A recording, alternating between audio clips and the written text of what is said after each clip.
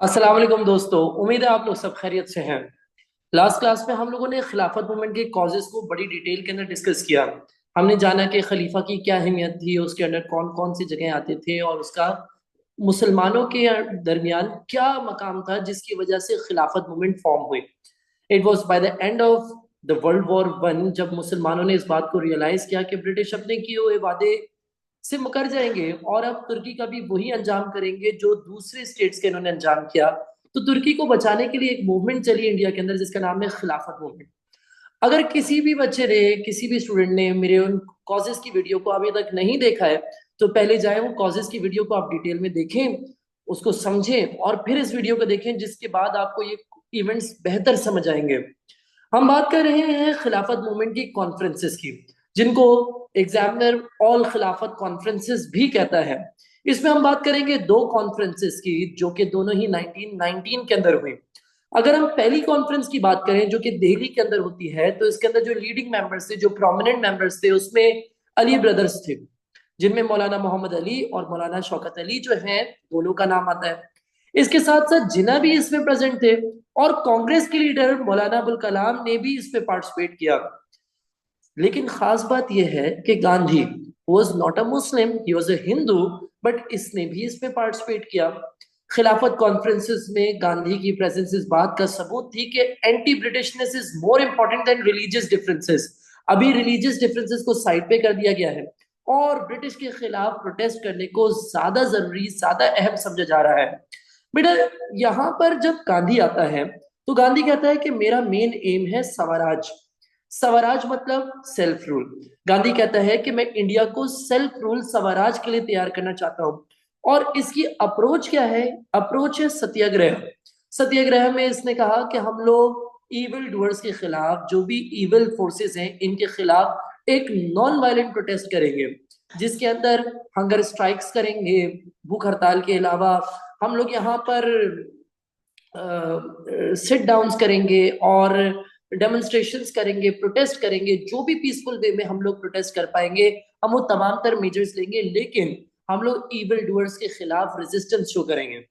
याद रखिएगा, जब गांधी ने अपना एम स्वराज डिक्लेयर किया तो इसका कुछ कहना ऐसा था कि in laying down my life for Khilafat I ensure the safety of cow. ये तो बड़ा अजीब सा स्टेटमेंट लग रहा है। कह रहा है कि मैं खलीफा के लिए अपनी जान भी कुर्बान करने के लिए तैयार हूं, अपनी जान का रिस्क लेने के लिए भी तैयार हूं, लेकिन मेरा मकसद है सेफ्टी ऑफ काउ, यानी कि इंटरेस्ट ऑफ हिंदूज। तो गांधी के साथ मिलके खिलाफत कॉन्फ्रेंसेस के ऑब्जेक्टिव्स थोड़े से अनक्लियर नजर आ रहे थे, थोड़े से वेग नजर आ रहे थे।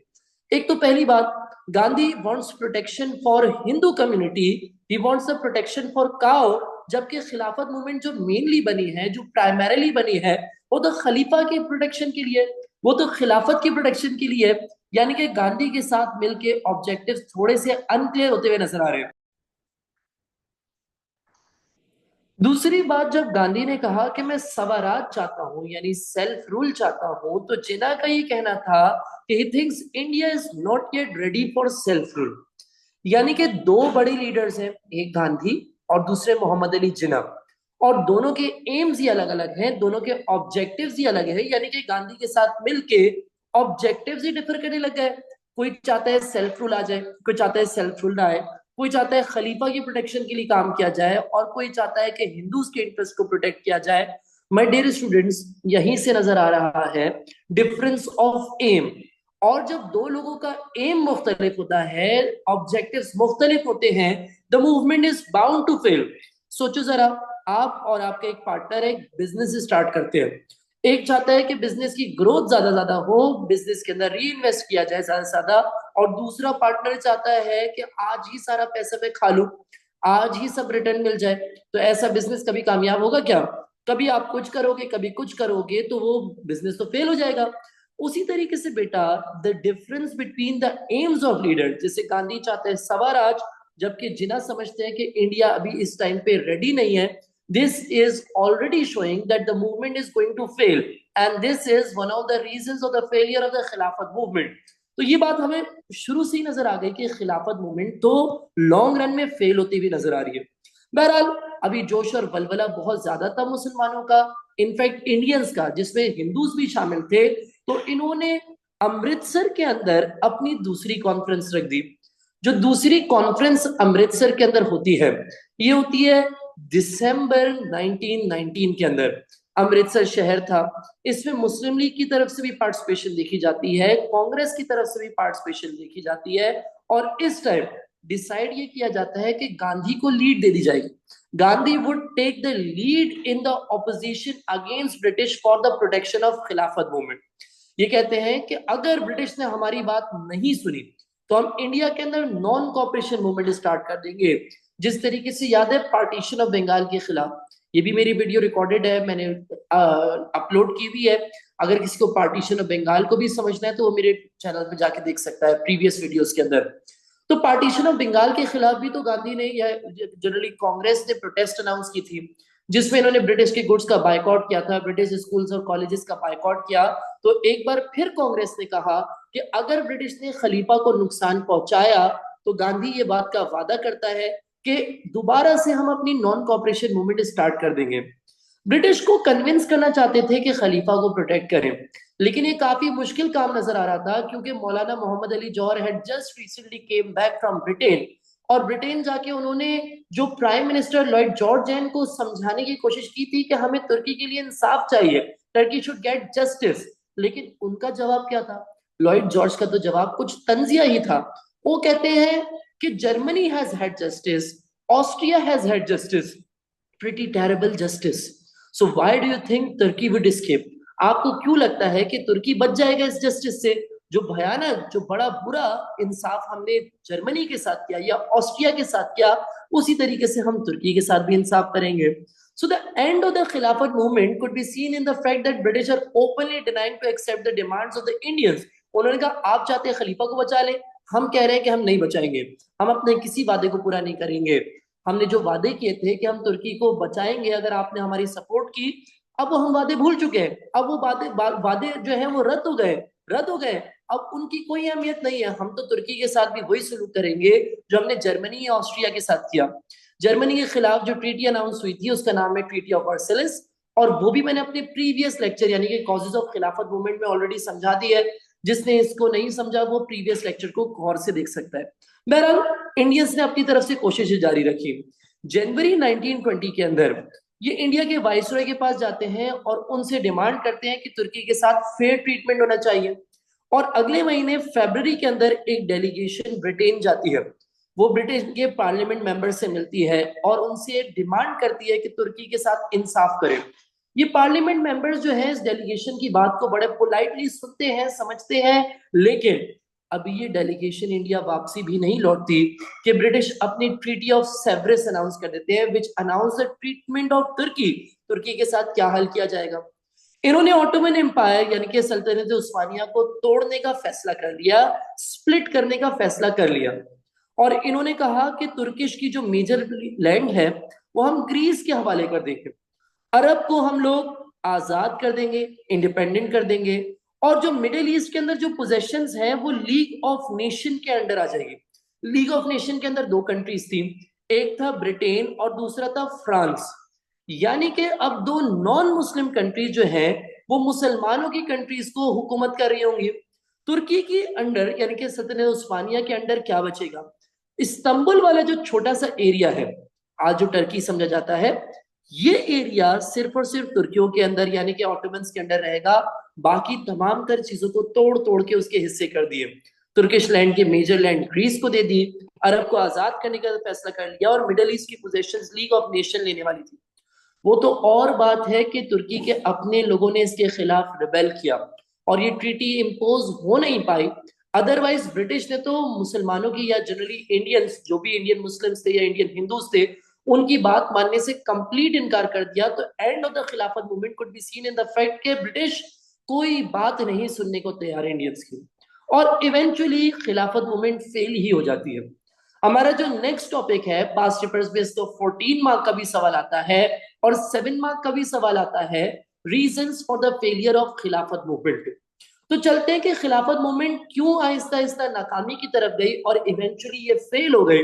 जिसमें पहला रीजन जो मैं आपको पढ़ा रहा हूं दैट इज हिजरत movement.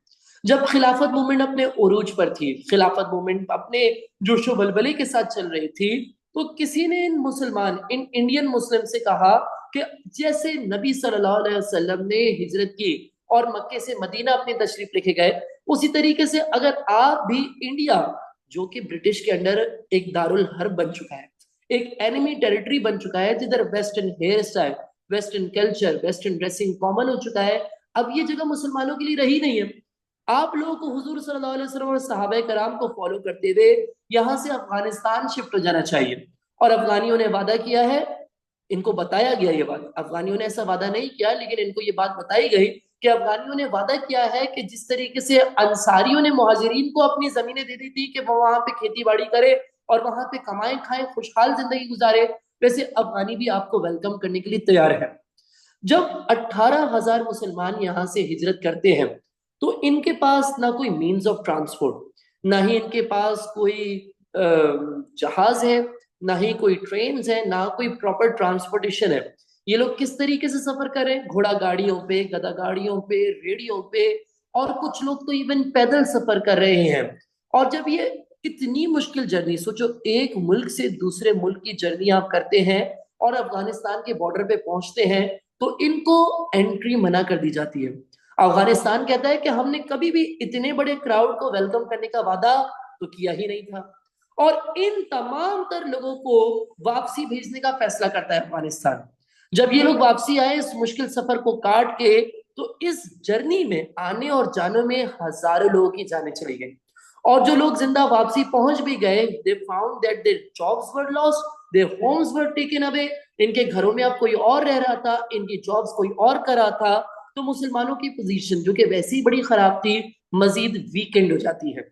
This is one of the major setback to the cause of Khilafat movement.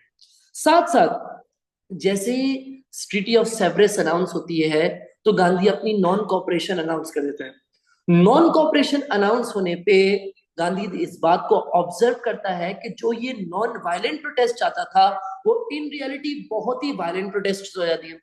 जैसे कि नीलाम्बूर के अंदर लोकल्स और पुलिस का मुकाबला हो जाता है, जिसमें कई लोकल्स और कई पुलिस वाले मारे गए।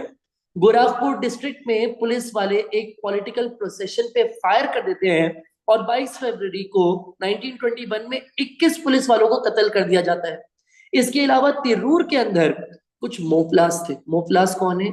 एक्सट्रीमली डीपली रिलीजियस सऊदी अरब के लोग, अरबी लोग थे, सऊदी अरब से ताल्लुक रखने वाले थे, मुसलमान थे, एक्सट्रीमली रिलीजियस मुसलमान थे। लेकिन ये अपनी प्रोटेस्ट रिकॉर्ड करने के लिए एक पुलिस स्टेशन को आग लगा देते हैं। ना सिर्फ ये ब्रिटिश के पुलिस स्टेशन को आग लगाते हैं, बल्कि ये कई हिंदूज को भी कत्ल कर देते हैं। ये मोपलास की तादाद थी कुछ 10,000 की। और जब ब्रिटिश रिएक्ट करते हैं तो 10,000 में से कम 4,000 मोपलास को कत्ल कर देते हैं। यहां पर दो मसले हुए।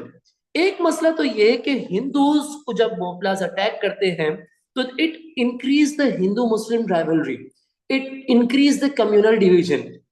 किसी हद तक मुसलमान लखनऊ पैक्ट के बाद आपस में यूनाइटेड नजर आ रहे थे, लेकिन वो यूनिटी भी शॉर्ट लिव हो गई, जहां पे हिंदू और मुसलमानों के बाहमी फसादात दोबारा से स्टार्ट हो गए। और गांधी ने रियलाइज किया कि ये जो तमाम तर इंसिडेंट्स हैं, जिनको हम चौरी चौरा इंसिडेंट्स के नाम से जानते हैं, ये बहुत ही ज्यादा वायलेंट हो रहे हैं। गांधी कहता है मैंने तो नॉन वायलेंट प्रोटेस्ट अनाउंस की थी, ये इतना ज्यादा वायलेंस क्यों रहा है? और इस टाइम पे Gandhi called back his non cooperation movement. Gandhi अपनी नॉन कॉपरेशन की कॉल वापसी ले लेता है। और इस टाइम पे मुसलमान और भड़क उठते हैं। कहते हैं कि जिस टाइम पे खिलाफत मूवमेंट अपने हाईएस्ट पॉइंट, अपने पीक, अपने उरूज पर थी, गांधी ने हमें बिट्रे कर दिया, गांधी ने हमें धोखा दे दिया। और इस टाइम पे ना सिर्फ गांधी अरेस्ट होता है, बल्कि इससे पहले कुछ और लीडर्स जैसे कि अली ब्रदर्स भी अरेस्ट हो जाते हैं। अली ब्रदर्स और गांधी के अरेस्ट होने का मतलब है कि लैक ऑफ लीडरशिप है। अब आपके लीडर्स जेल में बैठ गए and there is no one to provide a vision. तो कुछ हिंदूज कुछ और कर रहे हैं, मुसलमान कुछ और कर रहे हैं, और कोई क्लियर विजन, कोई क्लियर गाइडेंस, कोई क्लियर लीडरशिप इनके पास मौजूद नहीं है, which further Weeknd the cause of Khilafat movement. साथ साथ आपको पता है ऑलरेडी डिफरेंसेस इन एम्स की वजह से ये मूवमेंट स्टार्ट से ही, फर्स्ट खिलाफत कॉन्फ्रेंस से ही अपने फेलियर की तरफ जाती हुई नजर आ रही थी। और इवेंचुअली तुर्की का जर्नल, जिसका नाम है कमाल अतातुर्क, कमाल अतातुर्क तुर्की का जनरल खुद ही खिलाफत के निज़ाम को एबॉलिश कर देता है। ये अपनी खिलाफत को खत्म करते हैं, अपने खलीफा को खुद ही एग्जाइल करते हैं और खिलाफत सिस्टम को खत्म कर देते हैं। अब बोलो, जब खिलाफत मूवमेंट ही नहीं बची, जब खिलाफत कॉन्फ्रेंसेस ही जब सॉरी जब जब खिलाफत सिस्टम ही नहीं बचा बेसिकली, तो क्या खिलाफत मूवमेंट चलने का कोई पॉइंट बचता है? Therefore the movement became pointless and at this point खिलाफत मूवमेंट एंड हो गई। अब इवेल्युएट करते हैं कि क्या खिलाफत मूवमेंट सक्सेसफुल रही या नहीं। हाउ सक्सेसफुल वाज द खिलाफत movement for the Indian Muslims या इंडियंस जनरली? तो खिलाफत movement was a sign that Muslims showed a strong opposition to the British rule. This showed that Muslims were not prepared to compromise on their religious values. लेकिन इसके कुछ नुकसानात भी हुए। For example, जब मोपलाज rebellion वाला issue हुआ तो हिंदू मुसलमानों की जो यूनिटी थी वो आपस में टूट गई। या जब गांधी ने अपनी कॉल बैक ली, नॉन कॉपरेशन की कॉल वापसी ली, तो हिंदू मुस्लिम यूनिटी टूटती भी नजर आई। खिलाफत मूवमेंट से पहले लखनऊ पैक्ट से लेके अब तक मुसलमान और हिंदूज आपस में यूनाइटेड थे, लेकिन इस पॉइंट पे आके हिंदू और मुसलमान एक बार फिर कम्युनल वायलेंस का शिकार नजर आए। दूसरी बात, जो हिजरत मूवमेंट चली इसके दौरान, उसने मुसलमानों की पोजीशन को बहुत नुकसान पहुंचाया। और नॉन कॉपरेशन स्टार्ट होने के बाद बहुत सारे इंडियंस ने अपनी जॉब छोड़ दी थी, अपने स्कूल्स कॉलेजेस यानी अपनी पढ़ाई छोड़ दी थी। उसका क्या हुआ? सब लोग तो जॉबलेस बैठे हुए हैं, सब लोग स्कूल्स कॉलेजेस छोड़ के बैठे हुए हैं, ब्रिटिश का बाइकआउट किया हुआ है। एंड इवेंचुअली खिलाफत मूवमेंट एक नाकाम मूवमेंट साबित होती है और वो खत्म हो जाती है। दरअसल खिलाफत मूवमेंट हमेशा ही रियलिटी से आउट ऑफ टच थी। सोचो जरा, इंडियंस यहाँ पे बैठ के अपने हालात को तो बेहतर बना नहीं पाते, और वो समझ रहे हैं कि वो हारा हुआ स्टेट तुर्की, उसको ये यहाँ से बैठ के बचा लेंगे। जो अपना फायदा नहीं कर पाया, जो आज तक अपनी बातें ब्रिटिश से मनवा नहीं पाया, वो यहाँ पे बैठ के किसी और मुल्क को बचा लेगा, वो भी वर्ल्ड वॉर की सिचुएशन में। तो खिलाफत movement was always out of touch from realities. It was a movement based on feelings, it was based on emotions, and it was not a practical movement which eventually had to be failed. और यहाँ पर खिलाफत movement fail हो गई। आगे क्या होता है वो मैं अपनी नेक्स्ट वीडियो के अंदर आपको समझा रहा हूँ।